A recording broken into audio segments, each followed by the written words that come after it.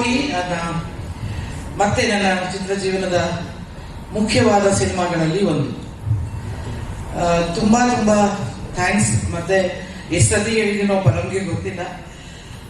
ಪರಂ ಒಬ್ಬ ನಿರ್ದೇಶಕರಾಗಿ ನಿಜವಾಗ್ಲೂ ಸೂಕ್ಷ್ಮ ಮನಸ್ಸುಳ್ಳ ಒಬ್ಬ ವ್ಯಕ್ತಿ ನಿರ್ದೇಶಕರಾದ್ರೆ ಪ್ರತಿಯೊಂದು ಸಣ್ಣ ಸಣ್ಣ ವಿಚಾರಗಳನ್ನು ಸಿನಿಮಾದಲ್ಲಿ ಅಷ್ಟೇ, ಅದು ಕಾಸ್ಟ್ಯೂಮ್ ಆಗಿರ್ಲಿ, ಮೇಕಪ್ ಆಗಿರ್ಲಿ, ಅಥವಾ ಆರ್ಟ್ ಅಲ್ಲಿ ಮನೆಯಲ್ಲಿ ಇರುವಂತ ಸಣ್ಣ ಸಣ್ಣ ವಸ್ತುಗಳಾಗಿರ್ಲಿ, ಭಾವನೆಗಳಾಗಿರ್ಲಿ, ಆಕ್ಟಿಂಗ್ ಅಲ್ಲಿ ಏನೇ ಒಂದು ಸಣ್ಣ ಭಾವನೆ ಕ್ಯಾಪ್ಚರ್ ಮಾಡೋದ್ರಲ್ಲಿ ಕೂಡ ಅಷ್ಟೇ ಪರ್ಫೆಕ್ಟ್ ಆಗಿ ಎಷ್ಟೇ ಸರಿ ಆಗ್ತದೆ. ನಾನು ಪರಂಗೆ ಹೇಳ್ತೀನಿ, ಮಗು ತರ ಹಠ ಮಾಡ್ತಾರೆ, ಅದು ಸತ್ಯ.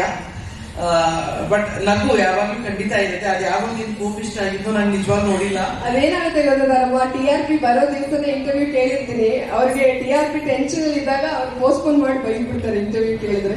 TRPಗೂ ಒಂದು ಭಾವನೆಗಳಿಗೂ ನನ್ನ ವ್ಯತ್ಯಾಸ ನೋಡ್ಲೇ ಇಲ್ಲ. ಯಾಕಂದ್ರೆ ಗೆದ್ದಾಗ್ಲೂ ಪರಂ ಹಾಗೆ ಇರ್ತಾನೆ, ಒಂಥರ ಬೇಜಾರಾದಾಗ್ಲೂ ಹಾಗೆ ಇರ್ತಾನೆ. ನಾನು ಅಫ್ಕೋರ್ಸ್ ಹಠ ಇದೆ, ನಾನು ಅದ್ ಮಾತ್ರ ಸತ್ಯ. ಏನಾದ್ರು ಬೇಕು ಅಂದ್ರೆ ಅದು ಬೇಕು. ಅಂದ್ರೆ ಕಲಾವಿದರಿಂದ ಪಾತ್ರ ಮಾಡ್ಬೇಕಾದ್ರೆ, ಅಭಿನಯ ಮಾಡ್ಬೇಕಾದ್ರೆ ಅಮ್ಮ ಇದು ಬೇಕು ಅಂತ ಕೇಳುವಂತ ಆತರ ನಿರ್ದೇಶಕರಿದ್ದಾಗ ನಮ್ಗೂ ಕೂಡ ಇನ್ನೂ ಹೆಚ್ಚು ಏನಾದ್ರು ಮಾಡ್ಬೇಕು, ಇನ್ನೇನೋ ಡಿಫ್ರೆಂಟ್ ಆಗಿ ಮಾಡ್ಬೇಕು ಅನ್ನೋ ಆಸೆಗಳಿದ್ದೇ ಇರುತ್ತೆ. ಮತ್ತೆ ಇಡೀ ಪ್ರೊಡಕ್ಷನ್ ಟೀಮ್ ನಿಜವಾಗ್ಲೂ ಇಟ್ ವಾಸ್ ವೆರಿ ಆರ್ಗನೈಸ್ಡ್. ಎಲ್ಲಿಯೂ ಕೂಡ ಪ್ರೊಡಕ್ಷನ್ ಟೀಮ್ ಇಂದ ಎಲ್ಲಿಯೂ ಒಂದು ಸಣ್ಣ ಸಮಸ್ಯೆ ಕೂಡ ಮಾಡ್ತೀವಿ. ಚೆನ್ನಾಗಿ ಕಾಣಿಸ್ತಾರೆ ಮುದ್ದಾಗಿ. ಮತ್ತೆ ಅವರಿಬ್ರು ನನ್ನ ಮಕ್ಕಳು ಇನ್ನಿಬ್ಬರಿದ್ದಾರೆ. ಅವರು very very cute and very talented. ತುಂಬಾ ಖುಷಿ ಅನಿಸಿ. ಇಡೀ ಫ್ಯಾಮಿಲಿ ನಮಗೆ ನಿಜವಾಗ್ಲೂ ಫ್ಯಾಮಿಲಿ ತರ ಬಾಂಡಿಂಗ್ ಆಗೋಗಿತ್ತು. ದಿನ ಶೂಟಿಂಗು ಮತ್ತೆ ಹೋಗ್ಬೇಕಾದ್ರೆ ಅದೇ ಬಾಂಡಿಂಗ್ ಅಲ್ಲಿ ಇತ್ತು. ಅದಾದ್ಮೇಲೆ ರಮೇಶ್ ಚಂದ್ರ, ನಾನು ಅವತ್ತು ಹೇಳಿದೆ, ಅವನೊಂದು ಅಪಿಯರೆನ್ಸೇ ಸಾಕು, ಗೆಟಪ್ ಒಂದು ಶಾರ್ಟ್ ಹಿಂಗ್ ಬಂದ್ರೆ ಸಾಕು, ಸೂಪರ್ ಆಗಿ ಕಾಣಿಸ್ತೀಯ ರಮೇಶ. ಅಂಡ್ ಇವತ್ತು ಬೇರೆ ಗೆಟಪ್ ಅಲ್ಲಿ ಬಂದಿದ್ದಾರೆ ನೋಡಿ. ಇಲ್ಲ, ಇತ್ತೀಚೆಗೆ ಹೀಗೆ ಬರ್ತಾನ. ಅದಕ್ಕೆ ಶ್ರುತಿಗೆ ನಾವು ಥ್ಯಾಂಕ್ಸ್ ಹೇಳಿದ್ವಿ. ಆಕ್ಚುಲಿ ಇಷ್ಟೊಂದು ಡ್ರೆಸ್ ಸೆನ್ಸ್ ಎಲ್ಲ ಇವನಿಗೆ ಇರಲಿಲ್ಲ. ಬಹುಶಃ ಅದೆಲ್ಲೋ ಶ್ರುತಿಯಿಂದನೇ ಆಗಿರೋದು ಅಂತ ನಾನು ಭಾವಿಸ್ತೀನಿ.